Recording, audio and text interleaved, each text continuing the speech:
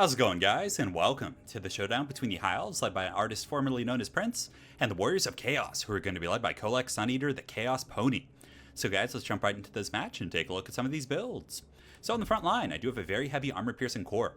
And as you guys know, the Warriors of Chaos are a very heavily armored faction, and I personally think that, Chaos Warriors with great weapons, or you can even get away with using Chosen, granted you do have to watch out for Star Dragon Breath, are all pretty good options in this matchup. As such, I think you need to bring a bit of armor-piercing yourself. So on the front line, I do have a couple of groups of the White Lines who I'm pretty sure do lose to Chaos Warriors 1-1. Currently, they have 38, 36, and 34, and let's look at the Chaos Warriors. So the Chaos Warriors, although they have chevrons, so not the best representation, but regardless, with these chevrons, they do have 38, 37, and 38. But the thing is, Chaos Warriors are going to have a little bit lower on the base stats, but if they get beat up and over the course of a very long, grindy battle, they're not going to lose their stats, whereas the White Lines are going to lose a pretty substantial amount of stats from the martial prowess. On top of that, just to kind of support the White Lines and really make sure I could contend in that front line, I decided to try out bringing a couple groups of the Swordmasters of Hoeth.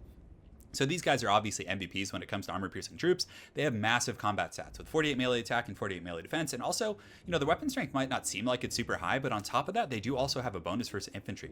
So they're really going to perform well versus like Chaos Warriors and Forsaken, and especially against these aspiring champions over here. So that's pretty much it for my front line. In the secondary core, just in case my opponent had a very heavy Shaggoth build, sometimes you'll see people bring a couple Shaggoths because they are somewhat armored now. You can see this Dragon Ogre Shaggoth, who used to have 40 armor before Mortal Empires, now has 70. Kolek over here is rocking 100, so the armor-piercing missiles of the High Elves can bring them down over a course of a long battle, but it's not as good as it used to be. Or I guess it was never the case before because, they were added in Mortal Empires, but they're not going to do as well, as they would have done against Shaggoth in the previous game. Regardless, on that note, I decided to bring a Phoenix Guard because they have good armor piercing, they're anti-large, and should be able to deal with the Shaggoth if it does get drawn into a very long game where, all they have left is Kolek running around and you just have this last stand with the Phoenix Guard. So in worst case scenario, Phoenix Guard will trade pretty well with, the infantry, like the Chaos Warriors and Forsaken and other stuff like that. I do also have a High Magic Mage with Apotheosis and Tempest, so Apotheosis is very good for keeping the Prince alive, and just in case you decided to get a little bit fancy with like a Chaos Dragon and, maybe Wyverns and things like that, I figured that bringing the Tempest would be a pretty good contingency plan. In the back, I do have 3 groups of the Lothran Sea Guard, very tough. Even if Chaos Knights charge them, they do have charge defense and anti-large, so I figured they would be a safe option, and, even though, these guys are somewhat armored, just kind of the sheer volume of fire from these guys should be pretty good. Over here on the far side, actually a little bit of action going on, so my apologies for missing that. I did get a group of Illyrian Reaper Archers, and I actually manually charged them into the Chaos Poison Warhound, so this actually is a great time to highlight the point. So these guys have amazing combat stats. They have 32, 34, and their weapon strength, I think, without being poisoned, is 26. And you can see they're able to absolutely dumpster the Chaos Warhound. So a lot of people don't know that, but the Archer variant are actually really strong. So they're pretty safe to bring against Chaos. They can outrun Chaos Knights, and they can beat the Poison Warhounds. So for my opponent, frontline Chaos Warriors with great weapons, as we saw. He does also have the Aspiring Champions for encouragement, kind of just support, and they'll do okay against like Spearmen, and some High Elf players like to use Spearmen in the front line. I do sometimes, it just kind of changes from game to game. But this, guys, was the main reason I wanted to show you guys this game. Just a public safety announcement to all Chaos players: do not bring a Hell Cannon against the High Elves, because this will happen to you.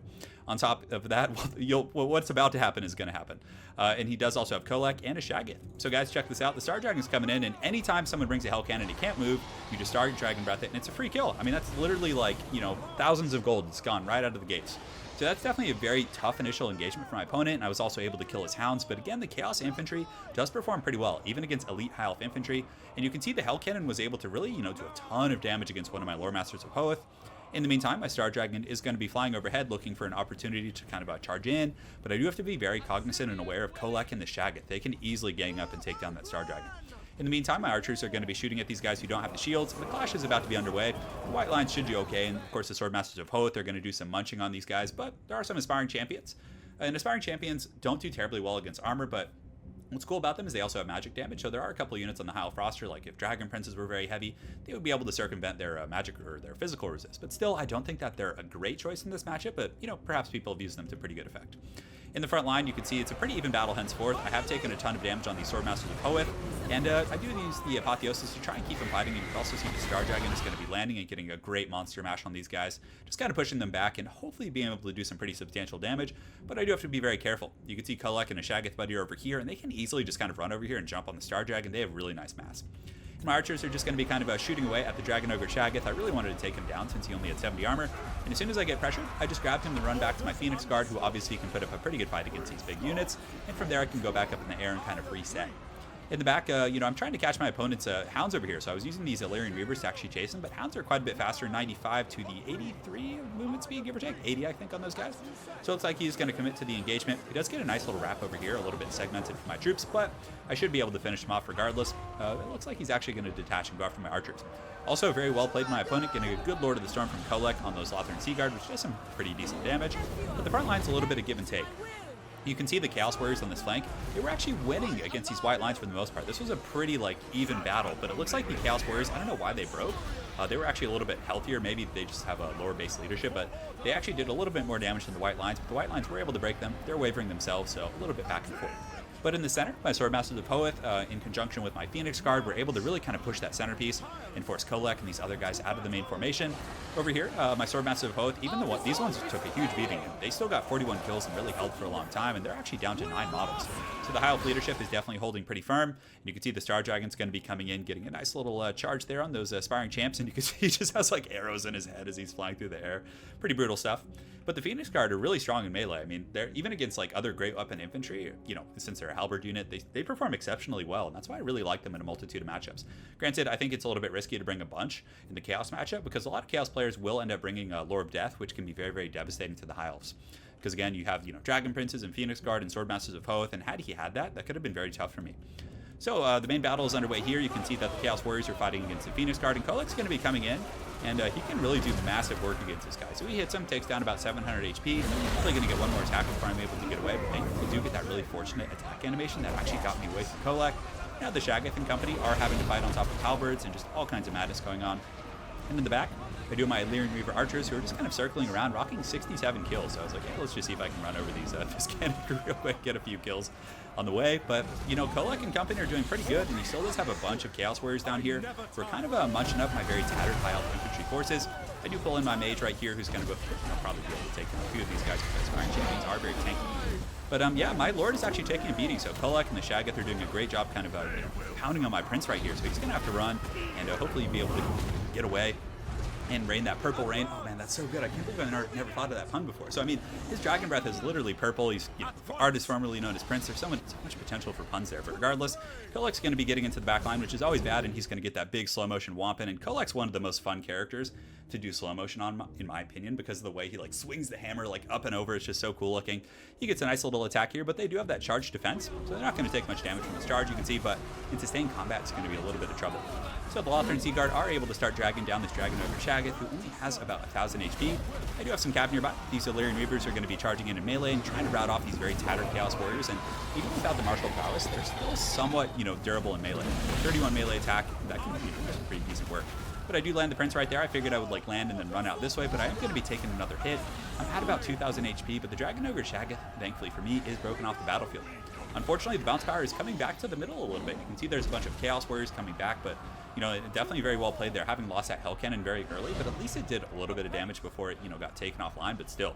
Definitely a PSA, do not bring the Hell Cannon in this matchup. It's if they bring a Star Dragon, it's instantly dead, and there's nothing you can do about it. Unless maybe you go with a Chaos Lord on a Dragon and some other aerial support to really kind of push off their flying units.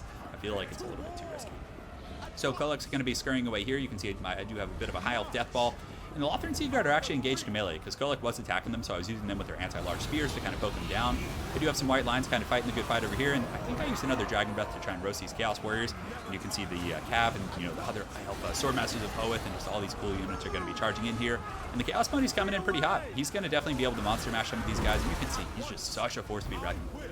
The Thunder God definitely doesn't mess around. So right now I'm just kind of posturing, waiting for an opportunity, just getting those Apotheosis casts. And the Dragon Ogre Shaggoth did come back. He's at about 600 HP, but the Star Dragon's going to be coming in, and he's pretty healthy with about 2k HP, give or take, and he should be able to charge and finish the guy off. The charge comes in. He's at 500 HP, now down to 400. One attack. It looks like I did miss there, but he's probably just going to break here, and I shouldn't have to worry about it. So there he goes. The Prince was able to kind of tail whip him down to the ground. And these Lothern Seaguard are going to start shooting at Kolek again, but Kolek and, his very tattered Chaos Horses, these Aspiring Champions, were able to really hold the line. And something about the Aspiring Champions, they do have the Encourage ability, so they're kind of like a mini Lord. If Kolek's out and about, these guys can help to keep your line together.